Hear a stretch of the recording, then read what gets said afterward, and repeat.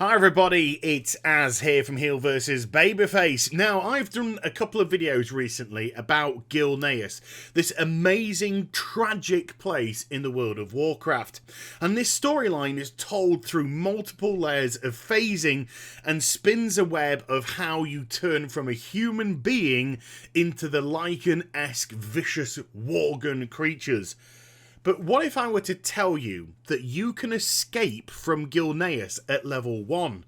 Not only level 1, but before you've even been bitten and turned into a Worgen, and therefore a pure-blood Gilnean. Well, it's true, and I'm going to show you exactly how to do it. Okay, so first things first, we're trying to escape from Gilneas, not stay in Gilneas, so take your Hearthstone and destroy it. That way we can't return to this market square here. After that, you need to find a very specific place here. And the reason why I say specific place is there are multiple graveyards scattered all around Gilneas.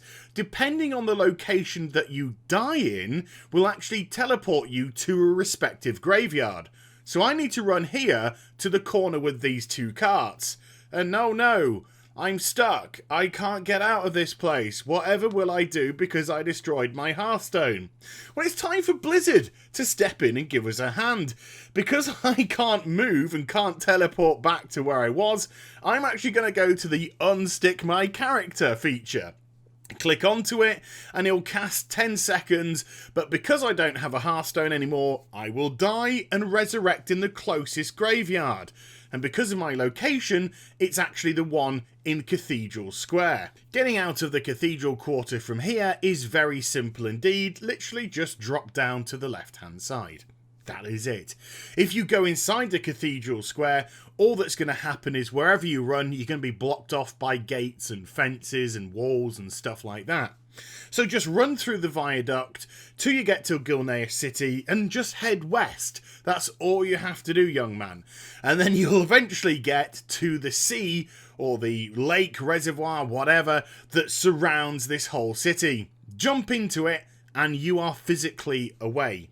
But it's not as simple as this. We're not trying to just get away from Gilneas, we're trying to get away from the whole area. So this involves now some further work. But before work, how about a little bit of play? Because these whole events take place before the Cataclysm has hit, and that's what precipitated the destruction of the Gilnean Gate, it's there intact for you to see, and it looks magnificent. Okay, now we're into the big part. Now we're into the part where we are trying to escape from the Gilnean Peninsula. And this is where I am on the map. You'll notice to my left or in front of me, further west, there is a big rock formation. We're going to head towards there. If we go in other directions, the chances are we're going to be running into invisible walls and there's nothing we can do. In actual fact, you have to get your trajectory spot on here, otherwise you'll run into some right now. So I've just hit one. I need to try and work out where to go from here, and it's actually not that direction, it's further left. So just use that whiter rock that's in front of us over on the right hand side. There it is now, you can see it. Use that whiter rock as your guide. That is the direction where you need to go. So that's where I'm pointing right now, and I'm not going to be bothered by any further walls from here. I can literally just use my heirloom mount to go chugging away until I hit the Gale Watch Lighthouse. Now from here, I'm literally just going to follow it round, just hugging the coastline as much as possible. And once more, I will not be hindered by anything. That rock formation just to the right hand side of us, further out to sea, that's going to be our next port of call. And once more, it's all about aligning yourself in the right area and the right trajectory to get there, otherwise you'll strike invisible walls. So if you can look very carefully, just to the right of us, there's almost like a line which follows all the way through to that rock formation.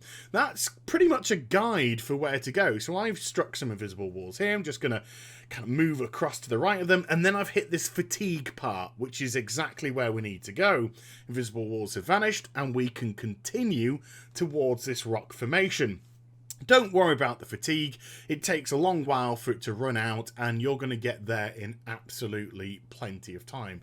So don't panic, don't get yourself caught and then think, should I turn around? There you go, it's already dropped off, and here you are now at the rock formation. So just like we did at the previous one, we're just going to hug the coastline. We're going to get as close to it as possible and just hug it and move around towards the mainland. But we're off to a very specific place. Do you notice almost directly in front of us there is a huge tree? That we're going to use that as our marker. That's going to be exactly where we're heading to, not just when we're going across the waters, but also when we hit land. That tree is where we want to go. And from here, we're not going to be hitting any walls whatsoever. It should be plain sailing from here on out. What is quite interesting, though, is it looks like we're in the thicker sea, the sea that gives you fatigue, but none of that is actually popping up on screen. And so we shouldn't have any problems, any issues whatsoever in making our way across. And now it's just time. It's just chugging along as a level 1 at a very small pace until we get to our destination.